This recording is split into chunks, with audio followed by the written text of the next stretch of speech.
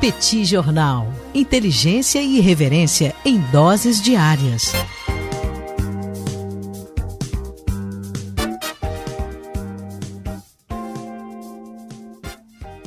Olá, gente. Bem-vindos a mais um bate-papo do Petit Jornal, esse encontro semanal entre eu, Daniel Souza e Tanguy, o Bagdadi.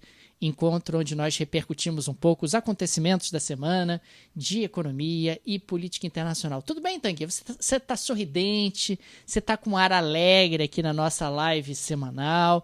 E aí? Conta aí. Daniel, você sabe quem tá me dando essa alegria toda? Essa felicidade, esse joie de vivre, essa esperança. Quem está me dando é a Argentina, Daniel. A Argentina tá me deixando esperançoso. Por que, Daniel? Às vezes eu falo assim, o Brasil não tem jeito. Não, o Brasil inventa umas coisas, sabe?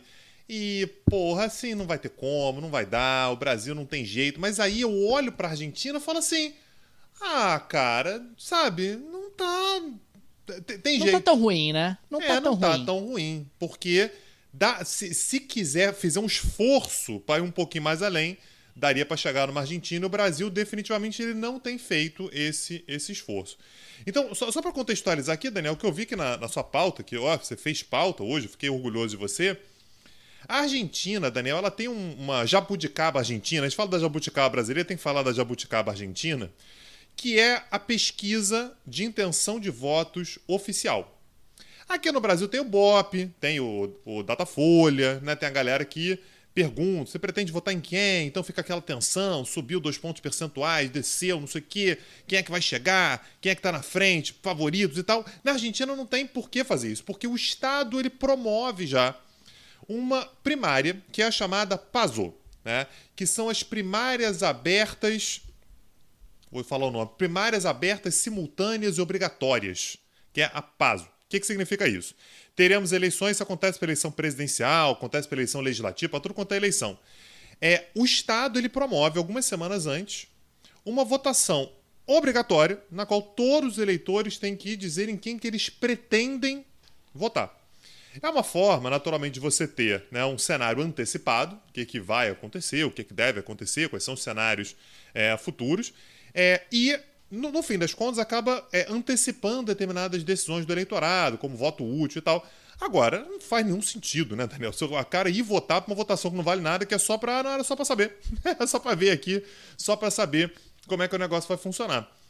E trouxe consequências imediatas na Argentina, muito importante, que foi o fato de que o peronismo, que está no poder, com Alberto Fernandes como presidente e a Cristina Kirchner como vice-presidente, tomou uma surra, uma lavada. Lembrando, na Argentina nós temos 23 províncias e mais a província de Buenos Aires, né, a cidade autônoma de Buenos Aires, então formamos aí 24 unidades, né, na Federação Argentina, na República Argentina.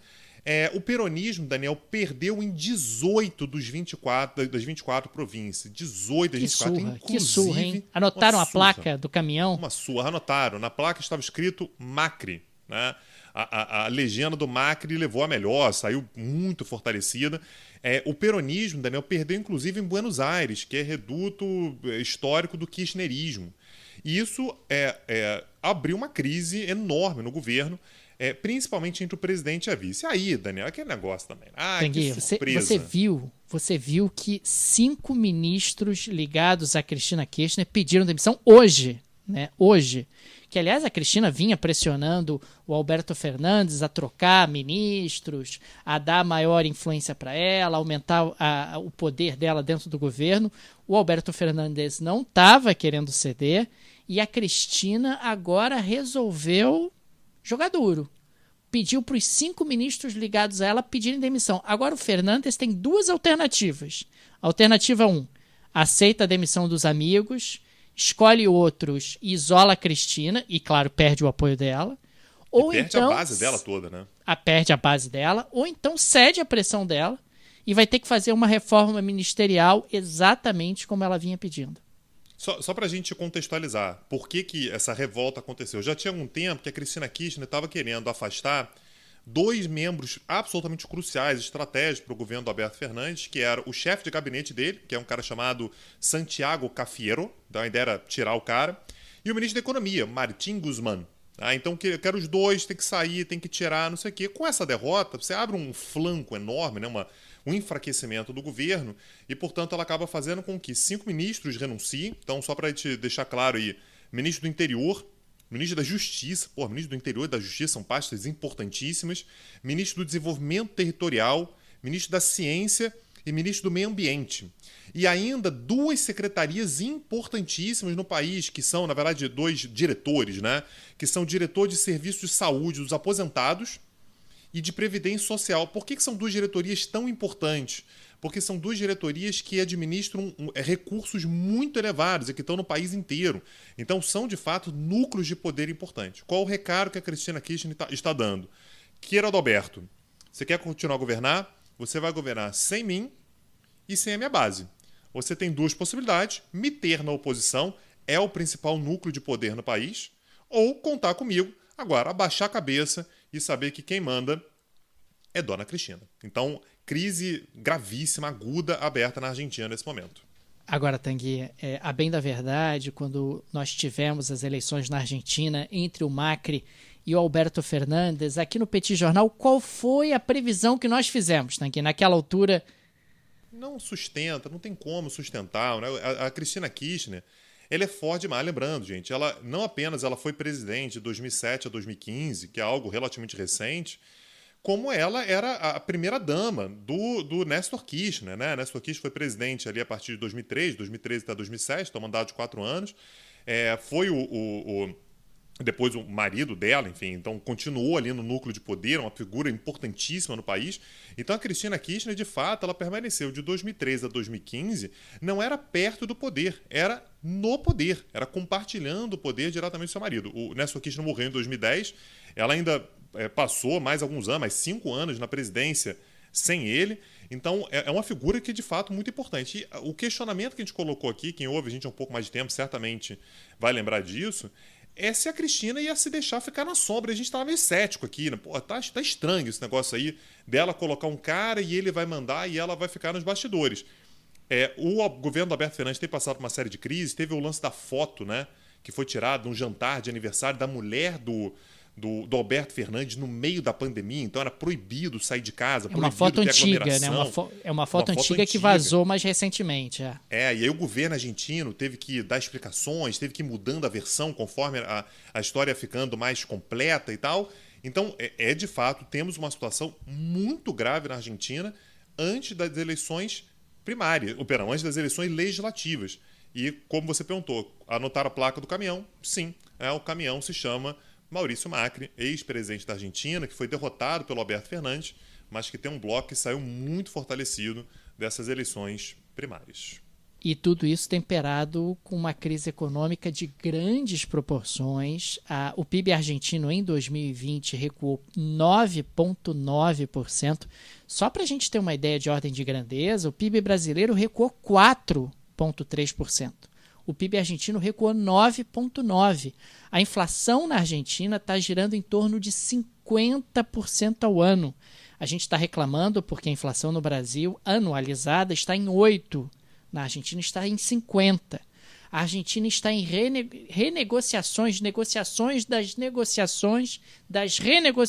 com o Fundo Monetário Internacional. Quer dizer, a Argentina tem problemas de balanço de pagamentos, tem problemas nas suas contas externas, enquanto o Brasil tem um volume robusto de reservas internacionais. Então, você fez essa provocação no início do nosso bate-papo de hoje. Realmente, quando o Brasil olha para a Argentina, ele pensa: puxa, talvez a situação por aqui não seja tão grave do ponto de vista econômico e do ponto de vista político quando a gente se compara com os nossos vizinhos. Agora, muito provavelmente a gente vai ter aí um final de mandato do Alberto Fernandes muito difícil, justamente porque ele passou a ter uma forte oposição dentro de casa, né, dentro da cozinha do seu próprio governo, com a Cristina fazendo essa dura oposição. Essa questão da foto gerou um desgaste enorme para ele, né? Ele, num primeiro momento, Tanguy, ele disse que ele não tinha culpa. Ele tentou jogar a culpa na mulher. Aí Exatamente. piorou. Não fui eu. Aí piorou, não fui eu. Bem.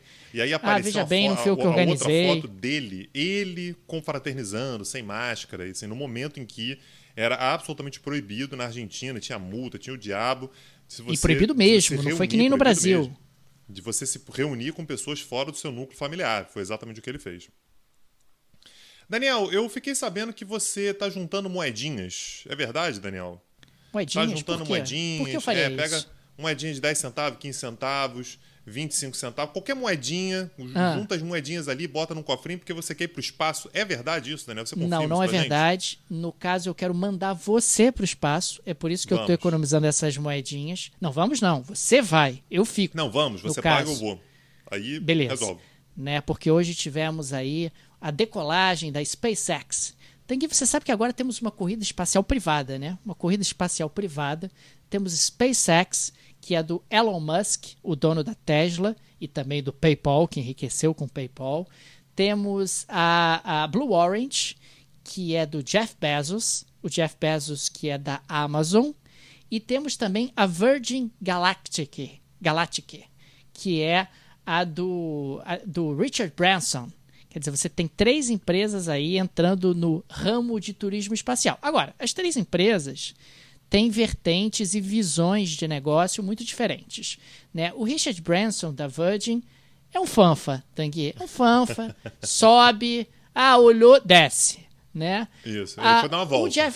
O Jeff Bezos já tem um projeto um pouquinho mais estruturado, fazendo inclusive com que esses passeios envolvam uma tecnologia um pouco mais robusta. O Jeff Bezos, inclusive, tem uma visão de que a Terra ela precisa transferir indústrias mais pesadas para a Lua. Ele tem esse projeto de médio e longo prazo. Sabe aquela indústria pesada e tal, que polui muito? Manda para a Lua. Manda para a Lua, que na Lua vai dar menos problema e assim a gente salva o planeta. Eu acho que às vezes o excesso de dinheiro faz muito mal para as pessoas, viu, Daniel? Mas continua aí, não queria te interromper, não. Vai. E a SpaceX, no caso do Elon Musk, tem uma visão um pouco diferente. Olha, o planeta vai morrer, não acredito. Não acredito que a gente vai reverter o que está acontecendo, mudanças climáticas, o planeta vai fritar, os oceanos vão subir. Acho que a gente devia começar a colonizar Marte. E a SpaceX tem uma lógica um pouco diferente. Mas a SpaceX é a mais robusta, digamos assim, das 3. Inclusive, ela é uma fornecedora que já ganhou alguns contratos em relação à NASA, é fornecedora da NASA. E a viagem ela é um pouco mais longa. Se vocês observarem, eles vão ficar ali girando em órbita na Terra um tempo um pouco mais longo, mostrando justamente a robustez do projeto. O fato, Tanguy, é que voltamos a ter corrida espacial e agora uma corrida espacial privada. Toda da Califórnia. E o meu projeto é mandar você na do eu quero do Bezos não, eu quero que você vá na do Musk. A que vai para Marte. Aí você vai e fica lá. Fica lá, Tanguy. Como é que será que é o fuso horário, Daniel? Querendo gravar o bate-papo de lá, será que o fuso horário bate, cara? Como é que vai ser? Eu acho que o fuso horário você faz, sabe? Porque o ano em Marte é mais longo, né? Leva mais tempo para girar em torno da Terra, não, do Sol. Decido. Do Sol, tem que lembrar, né? Gira em torno do Sol e não da Terra. A Terra não é o centro do universo. Tá comprovado isso? Aparentemente está. Então a gente não precisa nem fazer bate-papo. Você vai, fica lá e eu cuido da lojinha aqui. Uma etapa de cada vez, Tanguy. A primeira etapa é mandar você para Marte. Eu achei que você ia falar, SpaceX. Não é mais assunto seu que você vai estar em Marte. Entendi, Daniel. Eu entendi bem o recado. Eu entendi. Daniel, eu fui alertado por um seguidor no Twitter, um camarada chamado Guilherme Simão, que mora na Austrália, e o que ele disse é que o governo australiano estava dizendo que ia ter um anúncio muito importante a fazer, que envolvia a segurança do país, que teve uma reunião importante, que o anúncio ia ser feito, e finalmente, de fato, o governo australiano anunciou, né, o que ele estava fazendo tanto suspense, que foi uma parceria, né, uma ligação maior ali, né, um acordo com os Estados Unidos e Reino Unido. Isso é também um tema que a gente vem trabalhando bastante aqui no Petit Jornal, já falamos sobre isso, inclusive, em curso, que é a expansão militar chinesa, né? A China ela vai meio como que não quer nada, vai expandindo, já tem um domínio grande ali do Mar do Sul da China, vai criando aliados, vai criando rivais e tal. E a relação com a Austrália, particularmente, é uma relação bastante complicada. A Austrália se mostra incomodada, né? A relação não é boa, é importante economicamente, é importante comercialmente, mas a relação ali é sempre uma relação de desconfiança, uma relação complicada. Então, Tem havido, inclusive, tem havido entreveros comerciais entre os dois países que tem crescido, inclusive. A Austrália tem restringido, inclusive, a compra de terras por parte de chineses na Austrália, a compra de imóveis na Austrália. A China retaliou, restringindo a entrada de vinhos australianos. A coisa tem escalado ao longo dos últimos tempos. Antes da pandemia, estava ficando feio. Pois é. E aí a cartada que o governo australiano deu foi, olha, eu tenho costas quentes. Então fez uma parceria com os Estados Unidos e Reino Unido que vai permitir, inclusive, a Austrália ter acesso a submarinos de propulsão nuclear. Só para deixar claro, gente, submarino de propulsão nuclear não é que tem bombas nucleares. Isso, inclusive, o governo australiano deixou claro, não é ogiva nuclear, nada disso. Mas são submarinos que são alimentados por energia nuclear, o que significa que eles têm uma autonomia maior. Eles conseguem se deslocar durante muito mais tempo, conseguem ficar debaixo d'água por muito mais tempo, conseguem chegar mais longe também. Então, é claramente uma resposta a essa nova posição chinesa nas relações internacionais.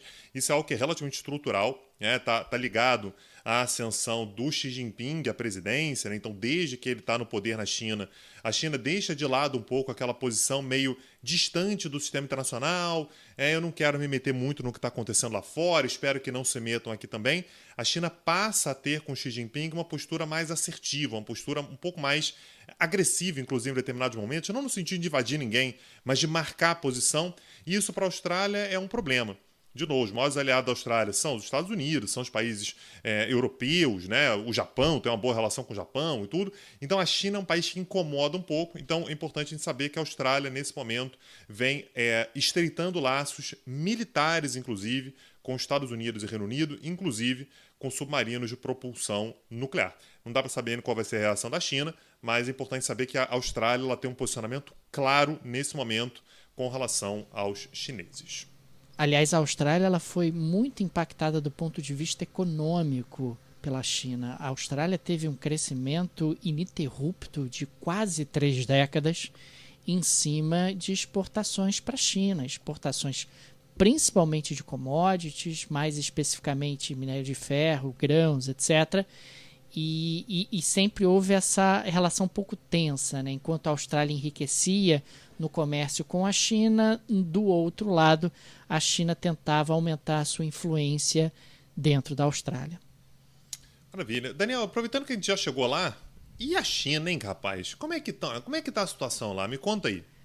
Ô, Tanguy, você sabe que a Evergrande, que é uma das maiores incorporadoras, uma das maiores empresas do setor imobiliário na China, muito provavelmente dará um grande calote essa semana nos bancos chineses. Então, a gente está falando de um negócio que depende muito de crédito, você depende de crédito para realização de seus empreendimentos imobiliários e também de crédito para venda. A gente está falando de uma empresa que tem passivos que superam 300 bilhões de dólares. E existe o temor, esse temor não é novo, de que a China esteja talvez para entrar numa crise imobiliária de grandes proporções. O setor imobiliário na China foi uma das alavancas do crescimento chinês ao longo das últimas décadas, mas talvez essa alavanca esteja se esgotando. Uma bolha imobiliária ela se forma quando os imóveis se valorizam em excesso. As pessoas vão comprando imóveis, quanto mais compram imóveis, mais eles se valorizam, mais imóveis são construídos e chega um determinado momento que não há tanta gente para comprar os imóveis, ainda mais nos preços em que eles estão sendo praticados. E aí quem fica com o problema é justamente a incorporadora. Ela tem imóveis para vender, ela tem uma dívida para honrar e ela não consegue ter fluxo de caixa na venda dos imóveis que leve ao pagamento de suas dívidas. Se ela não paga as suas dívidas, o banco eventualmente vai enfrentar dificuldades e aí uma crise do setor imobiliário pode se tornar uma crise no setor bancário que pode começar a ter reflexos no lado real da economia. A China está passando por um processo de desaceleração. Essa desaceleração já está tendo impacto, inclusive, no preço internacional das commodities. e o que já não é bom pode ficar pior. Quer dizer, você pode começar a ter uma crise no setor imobiliário chinês, e isso é uma péssima notícia para a China, para o mundo e para o Brasil. A ver como o governo chinês vai lidar com essa questão.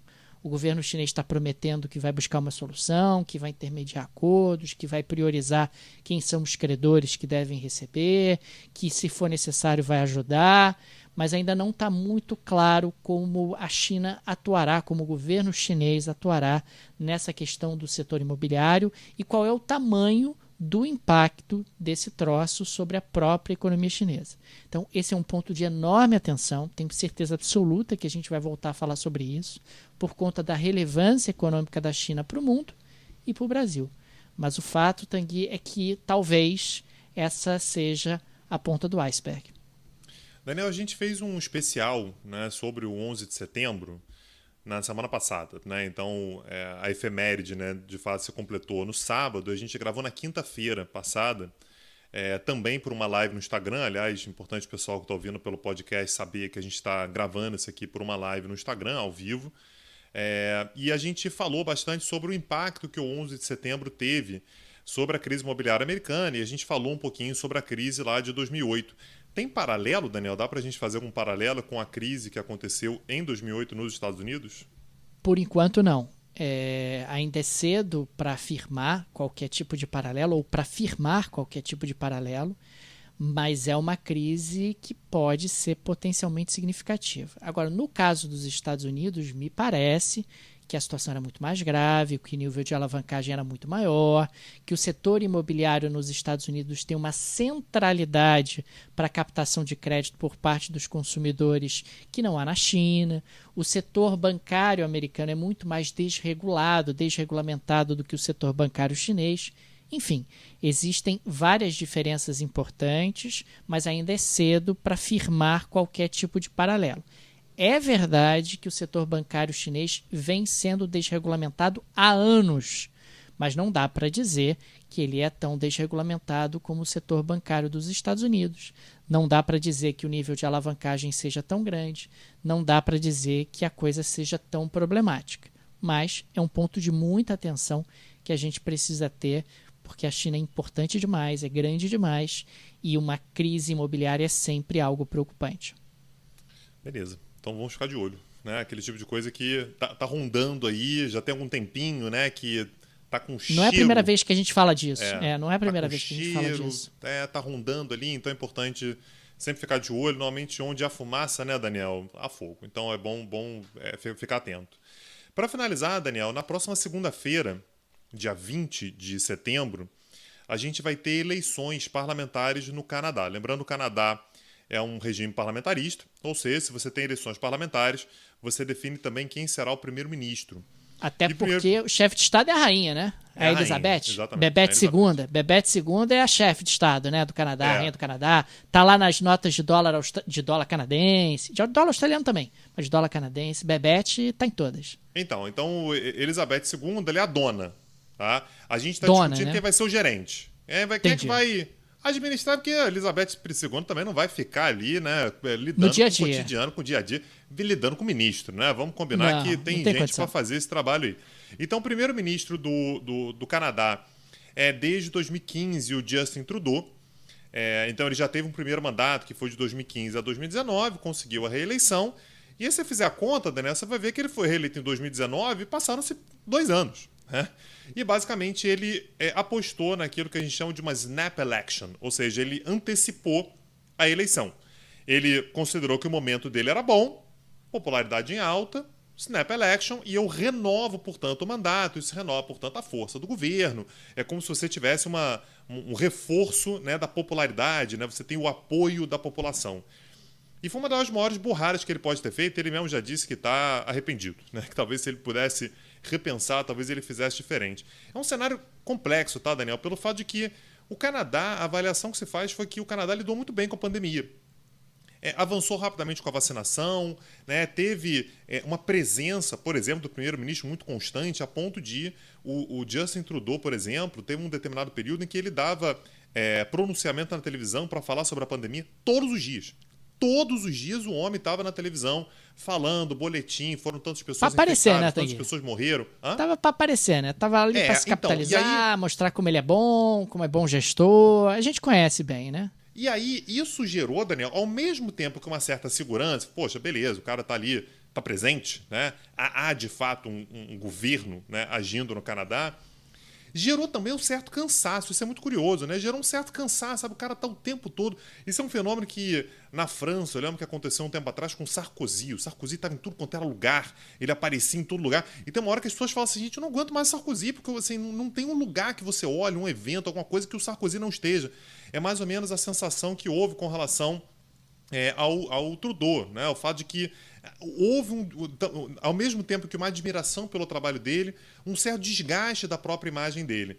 E o fato dele ter antecipado a eleição está sendo visto por uma parte importante do público canadense como oportunismo, né? Então, assim, a pandemia não acabou, a pandemia continua aí, continua sendo risco, continua sendo um problema.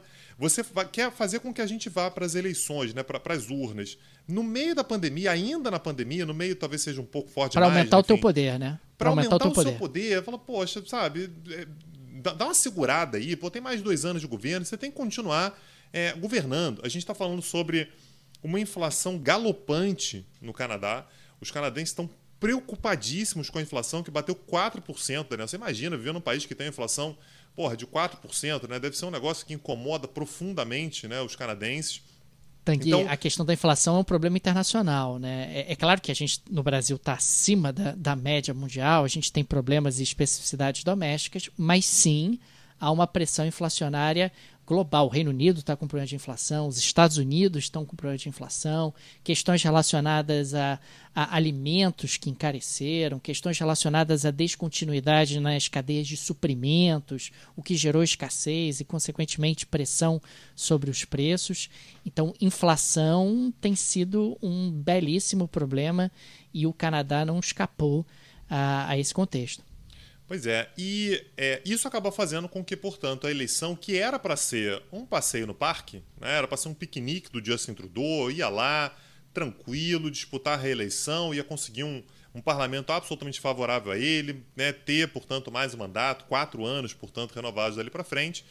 Isso acabou fazendo com que o Justin Trudeau é do Partido Liberal, né, o antagonista dele, que é do Partido Conservador, é um cara chamado Erin O'Toole, está bastante próximo a ele nas pesquisas. Então, mesmo que ele ganhe, isso aqui é importante, tá? Mesmo que o Justin Trudeau ganhe, a perspectiva é que mesmo numa vitória dele, mesmo que ele se mantenha no poder, ele se mantém enfraquecido. Haverá um enfraquecimento da sua posição. O fato de você sair de uma posição tão forte quanto aquela que ele estava, né, durante a pandemia, se posicionando, sendo bem visto, para você fazer uma eleição apertada e, portanto, você vai ter, mesmo que você tenha uma minoria apertada também, vai ser bastante nocivo. E existe a possibilidade dele perder. Tá? Então a gente vai saber sobre isso na próxima segunda-feira, dia 20 de setembro, quando vão acontecer, portanto, as eleições legislativas no Canadá. Maravilha. Daniel, você quer mandar aquele abraço tradicional para os apoiadores? Mostra que você é uma pessoa simpática, Daniel. Você normalmente é um cara que não demonstra muita simpatia, um cara meio sisudo e tal. E eu queria que você desse um belo sorriso e agradecesse os nossos apoiadores. Vai lá, tenta aí. Tanguy, eu sempre agradeço os nossos apoiadores, sem os quais nós não estaríamos aqui no Instagram às 11h04 da noite gravando esse bate-papo. Fica aqui o meu abraço aos apoiadores do Petit Jornal, que mantém esse projeto de pé. Sem eles, nós não teríamos chegado até aqui. Então, eu fico o meu sincero agradecimento, porque os apoiadores fazem o Petit Jornal ser o Petit Jornal. E se você quiser se tornar apoiador, fica o convite. Lá no projeto, ou melhor, no site do podcast, petitjornal.com.br, tem uma seção Apoie o Petit, com todos os direcionamentos para você se tornar nosso apoiador, seja você residente no Brasil ou residente no exterior. Tem lá uma opção para pessoas que vivem fora do Brasil, porque o Petit Jornal é mantido pelos apoiadores. E fica o convite também, Daniel, para o pessoal que estiver interessado nos nossos cursos, né? Nós temos cursos, temos aulas gratuitas e tudo. Está rolando um curso nesse momento sobre a Rússia, então que a gente já tem uma primeira aula, né, sobre a formação, né, da Rússia moderna. Demos uma segunda aula sobre a Rússia da década de 90, né, tendo como fio condutor Boris Yeltsin. E ontem, terça-feira, dia 14 de setembro, ou seja, está bastante fresca a aula ainda, nós tivemos uma aula integramente sobre o Putin. Então, sobre... Aula desde biográfica. a infância, uma aula biográfica, exatamente. Desde a infância, formação, carreira na KGB e, naturalmente, a presidência, né, Daniel? O carinho com o qual ele trata as pessoas todas na Rússia, né? Então, o carinho que ele despende, por exemplo, para pessoas que eventualmente invadam, por exemplo, um teatro, uma escola. Ele sempre, lida com essas pessoas de maneira extremamente cordial, sabe? Ele quer ver o bem das pessoas que estão ali, mesmo que sejam contra ele. Isso aí tudo acontece, assim, ele pode ter se cedido em um momento ou outro, mas é tudo são coisas, são acidentes, né, que eventualmente podem acontecer. E nós temos mais uma aula ainda que vai acontecer na próxima terça-feira, 21 horas, em que a gente vai falar sobre o projeto russo para o mundo, Daniel. O que é o globalismo russo? O que a Rússia quer? O que a Rússia quer para as criancinhas do futuro, né? O que a Rússia contemporânea tem como projeto para o mundo? Se você estiver interessado, você pode acessar tanto o site do nosso podcast, o petitjornal.com.br, mas tem um outro site que você encontra todos os nossos cursos, que é o www.petitcursos.com.br. Acessa lá, tem curso sobre China, tem curso sobre Estados Unidos, tem curso sobre pandemia, tem curso sobre Índia, tem curso sobre o que você imaginar, tem lá, e o que está rolando agora é o da Rússia. Essa aula, Tanguy, é basicamente o seguinte: a gente entregou uma folha em branco para o Vladimir Putin e perguntou para ele: Putin, desenha um mundo aí. O que você quer do mundo? Mas Pede como é que de eu Natal. faço? Putin, o que você quiser. Deixa Pede sua de imaginação Natal. voar. É isso. Aí ele a gente foi vai desenhar basicamente... Ele foi desenhar, não tinha os Estados Unidos. Falei, cadê os Estados Unidos? Ele falou, mas não era do jeito que eu queria. Enfim, então esse tipo de coisa que a gente vai comentar na próxima terça-feira, 21 horas. Lembrando, Daniel, só pra gente encerrar, diga. Orelo, falta falar da Orelo. Então, só pra gente encerrar, que se você quiser ajudar ainda mais o projeto do Petit Jornal, além de divulgar, além de mandar para pessoas que possam se interessar, entrar nos cursos, se tornar apoiador, se você nos ouvir por meio da Orelo, aí tem tanto o web quanto o aplicativo, você nos ajuda ainda mais. A Orelo é uma plataforma que ajuda muitos produtores de conteúdo. Lembrando, o Petit Jornal continua gratuito, continua em todas as plataformas, mas só tem uma plataforma que de fato valoriza o nosso trabalho, que é a Orelo. Então nos ouça por lá, você nos ajuda bastante. É isso, Daniel. É isso. Maravilha. Então, maravilha. Semana que vem, estamos aí. Um abraço. Até a próxima. Tchau, tchau. Petit Jornal. Inteligência e irreverência em doses diárias. Acesse www.petitjornal.com.br.